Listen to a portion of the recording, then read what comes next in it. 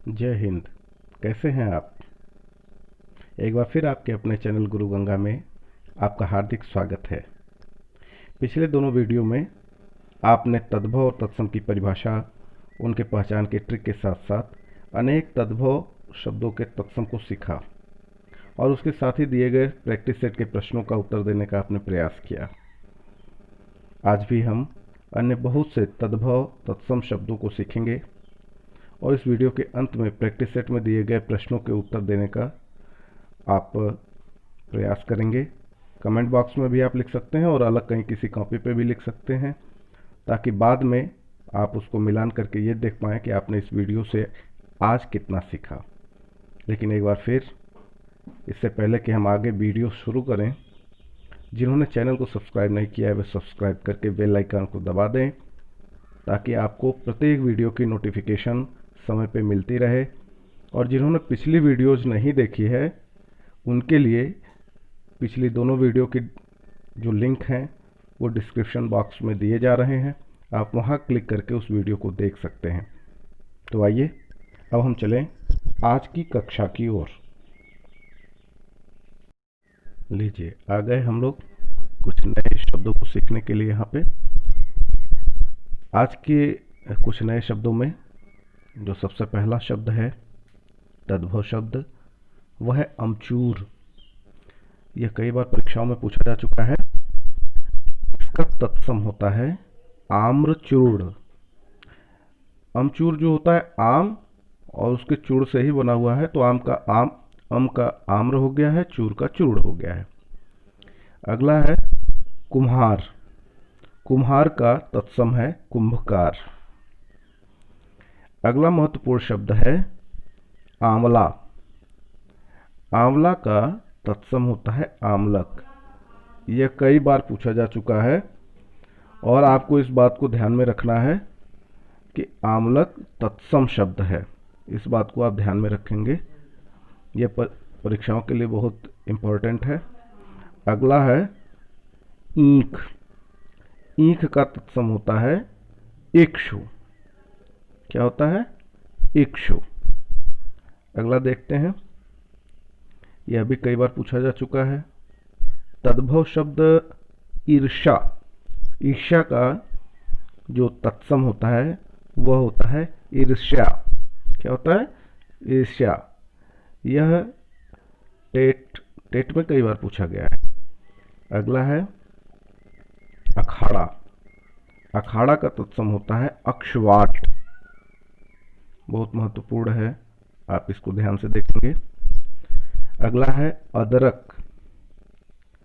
अदरक का तत्सम होता है आर्द्रक। क्या होता है? आर्द्रक। इसमें बहुत सारे ऐसे प्रश्न हैं जो कभी न कभी किसी न किसी परीक्षा में जरूर पूछे गए हैं।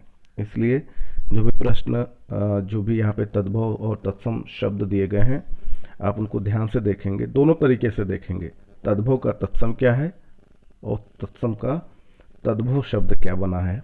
इन दोनों चीज़ों को ध्यान से देखेंगे। अगला है उल्लू। उल्लू का होता है उलूक। उल्लू का तत्सम उलूक। अगला शब्द है उगलना। उगलना क्रिया है। उगलना का तत्सम है उद्गलन। क्या है? उद्गलन। यह हर जगह उपलब्ध नहीं है, इसलिए इसको थोड़ा और ध्यान से आपको याद रखना है। यह भी पूछा गया है परीक्षाओं में। अगला है आंत। आंत का जो तत्सम होता है वह आंत्र होता है। यहाँ भी आप ध्यान से देखिए, जो अंत में त है वह त्र में बदल गया है। हमने पीछे भी पिछली वीडियो में भी आपको ऐसी कुछ चीज़ें बताई हैं जहाँ पे अंत में जो त आता है ज़्यादातर वो त्र में बदल जाता है। तो आप उस ट्रिक का इस्तेमाल करेंगे तो भी आप इस बात को आसानी से समझ जाएंगे। अगला शब्द है अजवाइन। अजवाइन का होता है यवनिका। क्या होता है? यवनिका। अगला है गोरा। गोरा का होता है गौर। कहते हैं ना गौर वर्ण। गौर वर्ण का मतलब गोरे रंग का। तो गोरा का तत्सम होता है गौर। अगला शब्द है काला। काला का तत्सम होता है कृष्ण। क्या होता है? कृष्ण। अगले शब्द की तरफ चलते हैं। अगला तद्भव शब्द है अमीय। अमीय का तत्सम होता है अमृत। क्या होता है? अमृत। अगला शब्द है चौपाया। चौपाया का होता है चतुष्पद। क्या होता है? चतुष्पद। आपने चौकी का जैसे देखा था, तो उसी तरह से ये चौपाया है। चौपाया का मतलब हुआ चतुष्पद, जिसके 4 पैर हों, 4 पदों वाला। अगला शब्द है गेंद। गेंद का तत्सम होता है कंदुक। यह भी कई बार पूछा जा चुका है। अगला शब्द है घी। घी का होता है घृत। क्या होता है? घृत। अगला शब्द है गाय। गाय का तत्सम होता है गो। नेक्स्ट देखते हैं। नेक्स्ट तद्भव शब्द है गड्ढा। गड्ढा का तत्सम होता है गर्त। हम लोग सामान्य बोलचाल में भी कई बार कहते हैं कि देखिए वो गर्त में जा रहा है, गर्त में जा रहा है, लेकिन हम प्रयोग तो सही सेंस में करते हैं, पर इस बात को ध्यान नहीं देते कि हम तत्सम शब्द का प्रयोग कर रहे हैं। तो हमने पहले भी आपको बताया है कि बहुत सारे ऐसे शब्द हैं जो हमारे देसी भाषाओं के अंतर्गत भी तत्सम रूप में ही प्रयोग होते हैं, कि हम उस बात को ध्यान नहीं दे पाते हैं। तो उसी तरीके से गर्त, गर्त भी तत्सम है गड्ढा का। अगला है ताबा। ताबा का तत्सम होता है ताम्र। अगला शब्द है कर्तब। कर्तब का तत्सम होता है कर्तव्य। नेक्स्ट है, बहुत इंपॉर्टेंट है, इसको आप ध्यान से देखेंगे, खंडहर। खंडहर का तत्सम होता है खंडगृह। क्या होता है? खंडगृह। इंपॉर्टेंट है। अगला है अनाड़ी। अनाड़ी का होता है अनार्य। नेक्स्ट शब्द देखते हैं। नेक्स्ट है अहीर। अहीर का तत्सम होता है आभीर। क्या होता है? आभीर। अगला शब्द है कैथ। कैथ का तत्सम होता है कपित्थ। यह भी बहुत इंपॉर्टेंट है, इस बात को आप ध्यान में रखिएगा, क्योंकि ये कई परीक्षाओं में पूछा जा चुका है। नेक्स्ट है उपास। उपास तद्भव शब्द है, इसका तत्सम होता है उपवास। हम लोग कहते हैं कि आज हमारा उपवास है, पर हम यहाँ पर भी ये नहीं समझते कि हम जिन शब्द का प्रयोग कर रहे हैं वो तत्सम है। हम सामान्य बोलचाल में ही इसका प्रयोग करते हैं, लेकिन तत्सम रूप में करते हैं। अगला है कचहरी। भगवान न करें किसी को इसकी जरूरत पड़े बार बार फिर भी देखिए, कचहरी। कचहरी का तत्सम होता है कृत्य गृह। क्या होता है? कृत्य गृह। यह कई परीक्षा में ये भी पूछा गया है और इम्पोर्टेंट है, और प्रत्येक किताब में यह उपलब्ध भी नहीं है, इसलिए इसको भी आप ध्यान से देखेंगे। अगला होता है, अगला शब्द ओसार। ओसार का जो संस्कृत रूप है या तत्सम रूप है, वह है उपशाल। क्या है?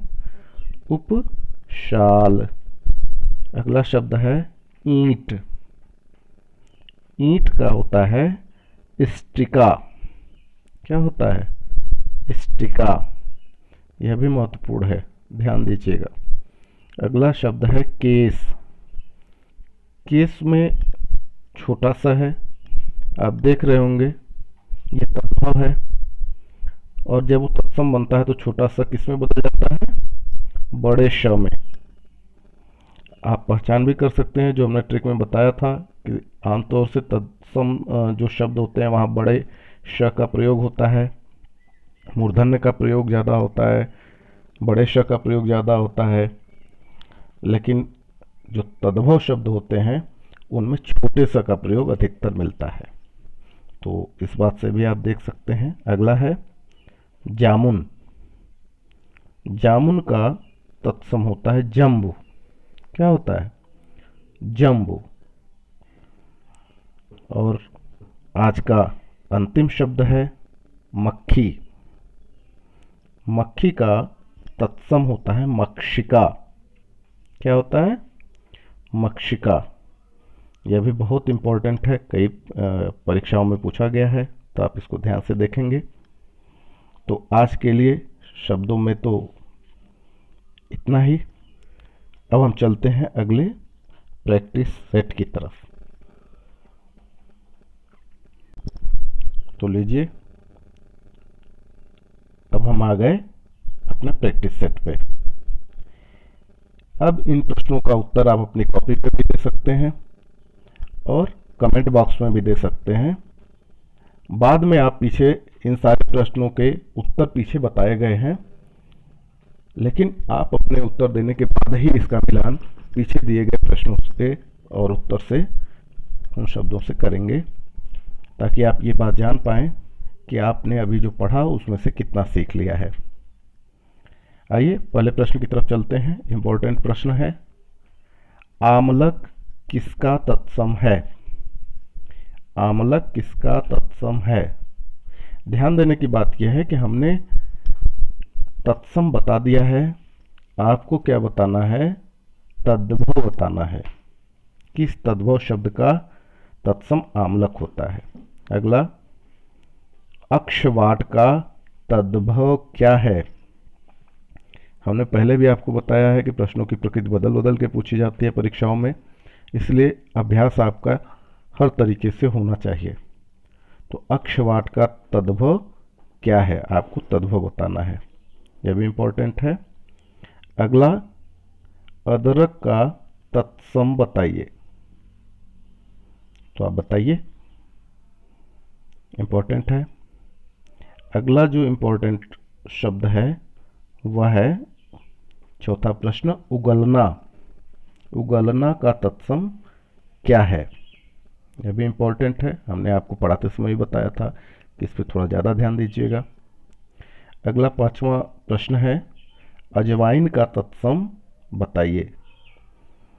अजवाइन का तत्सम बताइए, यह भी इंपॉर्टेंट है, कई बार परीक्षाओं में पूछा गया है, तो आप इसको भी प्रयास करें बताने का। अगला छठवां प्रश्न है, गौर का तद्भव बताइए। मतलब गौर किसी चीज का, किसी शब्द का तत्सम है, किसका है, उस शब्द को बताना है, इंपॉर्टेंट है। अगला है सातवां प्रश्न, खंडहर का तत्सम क्या है? खंडहर का तत्सम क्या है? आप देख रहे होंगे, यह उत्तर प्रदेश समीक्षा अधिकारी की जो परीक्षा हुई थी 2010 का ये प्रश्न है, और उसके अलावा भी अन्य अलग अलग परीक्षाओं में पूछा जा चुका है, तो आप इसका उत्तर बताएं। नेक्स्ट है उपशाल। उपशाल किसका तत्सम है? यानी उपशाल तत्सम है, इसका तद्भव बताना है, ये इंपॉर्टेंट प्रश्न ये भी है। नौवां प्रश्न है, ईंट का तत्सम बताइए। ईंट का तत्सम बताइए, यह बीएड संयुक्त प्रवेश परीक्षा 2010 में पूछा गया है, उसके अलावा भी बहुत सारी परीक्षाओं में पूछा गया है, तो आप बताने का प्रयास करें। नेक्स्ट है, जामुन का तत्सम बताइए। यह यूपी आरओ यानी समीक्षा अधिकारी, सहायक समीक्षा अधिकारी 2016 वाली परीक्षा में पूछा जा चुका है, और साथ ही अन्य परीक्षाओं में पूछा गया है, तो आप बताएं, आपने अभी भी पढ़ा है। नेक्स्ट और आज का अंतिम प्रश्न है, मक्खी का तत्सम क्या है? मक्खी का तत्सम क्या है? आप ये देखेंगे कितना इंपॉर्टेंट है। ये बीएड संयुक्त प्रवेश परीक्षा 2014 में भी पूछा गया, ये यूपी आरओ की परीक्षा 2014 में भी पूछा गया, और इसके अलावा भी बहुत सारे परीक्षाओं में पूछा जा चुका है, तो आप इसका भी उत्तर दें। और अब आज का प्रैक्टिस सेट यहीं पे समाप्त होता है। आज के लिए केवल इतना ही। कल हम लोग फिर से मिलेंगे नए शब्दों के साथ, नए वीडियो में, नई तैयारी के साथ। जय हिंद।